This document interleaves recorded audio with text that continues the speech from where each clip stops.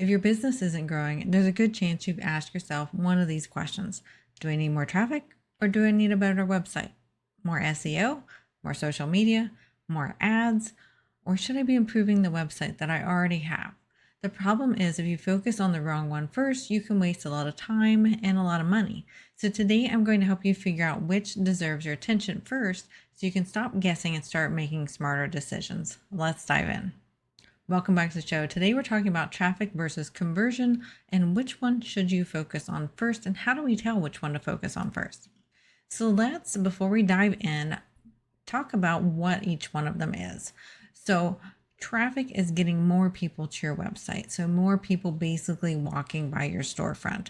This can include tactics like search engine optimization, AI optimization, any sort of ads like Google or Facebook ads. This could be YouTube videos that point back to your website. It could be your email newsletter, could be social media posts, or even referrals from other business owners or friends or family that love your products or your services. So conversion is what happens after they arrive. Did they buy anything? Did they book a call? Did they contact you? Did they join your email list? Did they schedule a consultation? So a conversion is that action you want them to take next. And when you have that, that's when you get a good conversion. So in short, traffic gets people to your front door and conversion lets them walk inside and do that next step you want them to do. So we can think about our websites like a bucket. Traffic is pouring water into that bucket. Conversion is whether the bucket has lots of holes in it and things leak out. A website that converts well is going to have a bucket with tinier holes and less of that water is going to leak out. But if your website leaks trust, if it confuses visitors, if it has slow pages, if it has weak messaging or poor calls to action, then your holes in your bucket are probably going to be very large.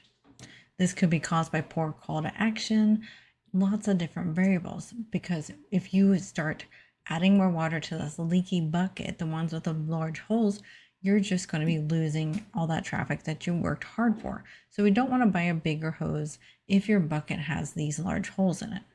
So sometimes traffic is the real bottleneck. Some examples of how you can tell this.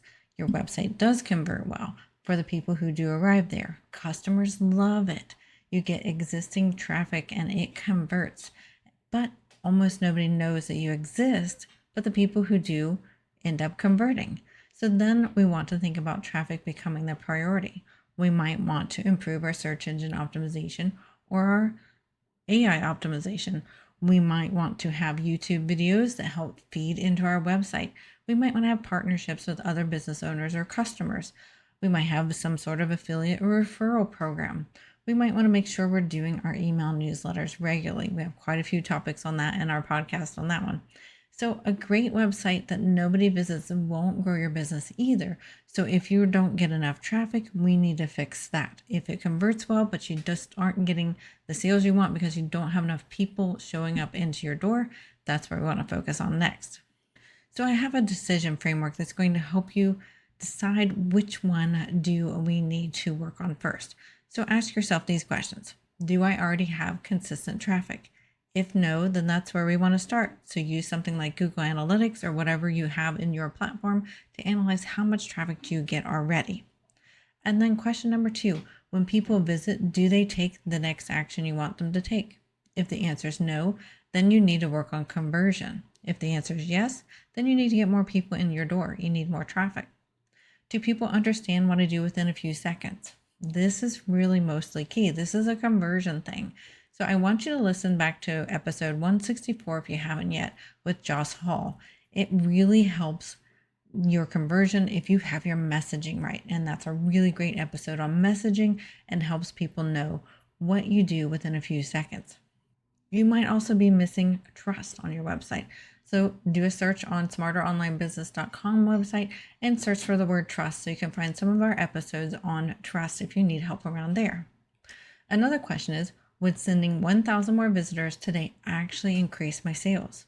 If your answer is, I'm not sure, you probably need to work on conversion before you need to work on traffic. More traffic amplifies whatever already exists. If your website converts well, great, bring up more traffic. If it doesn't, you're going to simply lose those visitors and you might lose trust behind it. So work on conversion first. Now, I also want to caution you on treating them as separate projects. They are not quite separate projects. They do go hand in hand because as the traffic grows, you're going to learn more about what is and what isn't working on your website. And as your conversion improves, traffic becomes more profitable. So we want to be evaluating both sides of the coin regularly as we're improving the one that seems to be needing to be improved first. So I want you to think of them like gears. One drives the other, they all work hand in hand and they work together. So when somebody comes to me and says they need more business, they need more sales, one of the first things I do is I always go and look at the website. What are people doing today on it? Where are they coming from? Where are they leaving the website? What is confusing to them? Where do they stop on that page? What's preventing them from taking that next step? Sometimes a tiny homepage change produces bigger gains in months of SEO. On the flip side of the coin, sometimes we need better SEO to get more traffic into an already functioning well website. So one of the biggest takeaways I want you to come away with this is don't assume which one is broken. I want you to diagnose, use the questions in this episode, re-listen to it again if you need to, and figure out which one needs help first. Is it the conversion or is it the traffic? Do we need more people or do we need to plug those leaky holes? I think many business owners often feel like they have to choose between marketing or improving their website, or they just get frozen and stuck on doing, which one do they want to do. But the real goal is not picking one forever. It's to identify today's biggest bottleneck, solve that, reevaluate, and move on to the next bottleneck. And you'll probably be going back and forth. If you really do this really regularly, you're probably going to find, okay, I need to fix conversion now. Okay, now the conversion's better. I need more traffic. Well, the more traffic has now created some other things that I didn't know were wrong. So now we need to go back to conversion and, back and forth. You're going to probably want to be stepping back and forth between the two of them. And hopefully the questions in this podcast episode helps you figure out which one is the first one you need to work on. So in short, ask yourself this week, if I doubled my website traffic tomorrow, would I also double my sales? If that answer is no, what would stop that from happening? That's probably where you should focus first on your website. What conversion problem are you having?